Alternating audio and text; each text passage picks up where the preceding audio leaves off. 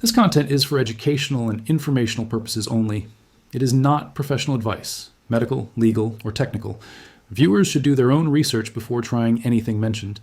Results may vary depending on carpet type, stain age, humidity, ventilation, and cleaning conditions. The information shared here is based on historical household practices, commonly reported experiences, and publicly available knowledge. Now, imagine this. You walk into your room late at night.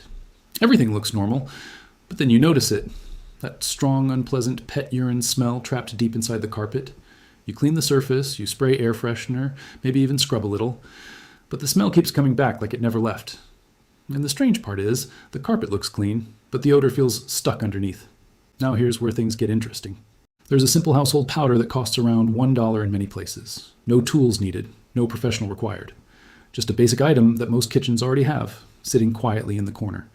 And according to many homeowners and traditional cleaning practices, this powder has been used for decades in different forms to reduce odors in fabrics and surfaces, and that powder is baking soda. Now, before you think this is too simple to work, listen carefully, because the real story is not about magic. It's about how materials interact at a microscopic level. If you compare professional carpet cleaning services, they can easily cost anywhere from $50 to $200 depending on room size, stain severity, and location. Some deep cleaning treatments go even higher, especially if enzyme treatments or steam extraction is included. And yet, many people still report that even after expensive cleaning, faint odors sometimes remain if moisture has penetrated deep into the fibers or padding. Now contrast that with something that costs almost nothing per use. A small box of baking soda often costs about $1 or $2 and can be used multiple times across different rooms. The difference is what makes this method so widely discussed in household cleaning communities. To understand why this simple powder is even part of cleaning conversations, we have to go back a little in time. Baking soda, also known as sodium bicarbonate, has been used for centuries in different forms. In early historical records, natural deposits of sodium-based compounds were found in dry lake beds, and people noticed that these substances could reduce odors and help with cleaning. Later, in the 19th century, it became commercially refined and widely distributed for baking, cleaning, and deodorizing. One of the most well-known brands helped popularize it in American households, especially in kitchens and laundry rooms. Over time, people started noticing something interesting. It didn't just help with cooking. It also seemed to reduce unwanted smells in refrigerators, shoes, carpets, and fabrics. Now let's break down the simple science behind it in a way anyone can understand. Pet urine odor is not just a surface smell. It contains acidic and organic compounds that can settle into carpet fibers. When moisture is present, those compounds can reactivate and release smell again. Baking soda works mainly through a physical and mild chemical process. It helps neutralize acidic odor molecules and also absorbs moisture from the surrounding area. When moisture decreases, odor intensity often reduces as well. It does not destroy everything instantly like a miracle solution. Instead, it gradually reduces the conditions that allow the smell to stay active. And this is important because many people think the problem is only on the surface. But in reality, carpets act like layers. The top fibers may look clean, but underneath there can be padding that holds moisture and odor particles for longer periods. So why does this problem happen in the first place? When a pet urinates on carpet, the liquid spreads quickly. Even if you wipe it immediately, a portion can still travel downward. Carpet fibers absorb liquid like tiny channels. And if it is not fully removed, it can dry inside the layers. Later, humidity or temperature changes can reactivate the smell. That is why sometimes a room smells fine in the morning but worse at night or on humid days. Now here is where the hidden in plain sight part comes in. This method is not really new. In fact, baking soda has been used in cleaning routines for a very long time. But over the years, many modern cleaning systems and commercial products have replaced simple household powders with enzyme sprays, foams, and specialized treatments.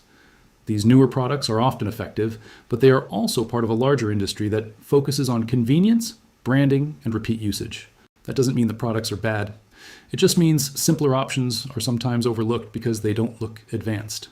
Now let's go step by step into how people commonly use this powder-based approach in real-life situations. First, the carpet area is allowed to dry as much as possible. Moisture is important here because applying powder on a wet surface can reduce its effectiveness. Next, a generous layer of baking soda is sprinkled directly over the affected area. The goal is to let it reach between fibers, not just sit on top. Then it is left undisturbed for several hours. In many cases, people leave it overnight.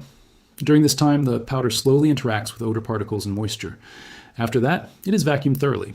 This step is important because it removes both the powder and the absorbed particles. Some people repeat the process more than once for stronger odors, especially if the stain is older. And what many users report is not an instant miracle, but a gradual reduction in smell intensity. In some cases, the room feels noticeably fresher after the first use. In others, it takes multiple applications depending on how deep the odor has penetrated. Now, there are also variations people sometimes mention. Some combine baking soda with a small amount of vinegar spray or mild detergent cleaning beforehand. But it is important to understand that each carpet type reacts differently, and results can vary. If we zoom out a little, there's a bigger insight here. In many everyday situations, the most expensive solutions are not always the only solutions. Sometimes, simple household materials perform basic functions that overlap with commercial products, just in a slower or less refined way. The difference is often in speed, convenience, and branding, not necessarily in the existence of a solution itself. This is why old household practices continue to appear again and again online. People rediscover them, test them, and sometimes combine them with modern methods for better results. Now, before we continue, here's another important disclaimer. This content is for educational and informational purposes only. It is not professional cleaning, medical, or technical advice. There's no guarantee of specific results because every carpet, stain, and environment is different. Users should always test any method carefully on a small hidden area first and make sure it is safe for their material type. Responsibility for usage remains with the viewer, and it is always recommended to do proper research or consult professionals if the situation is severe or persistent. And now coming back to the idea itself, what makes this interesting is not just the powder, but the pattern behind it.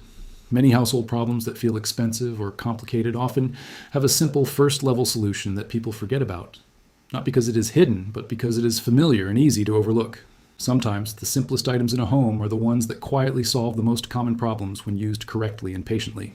And if this helps you understand something new about how simple household materials can interact with everyday problems, you might start noticing similar examples around your home as well.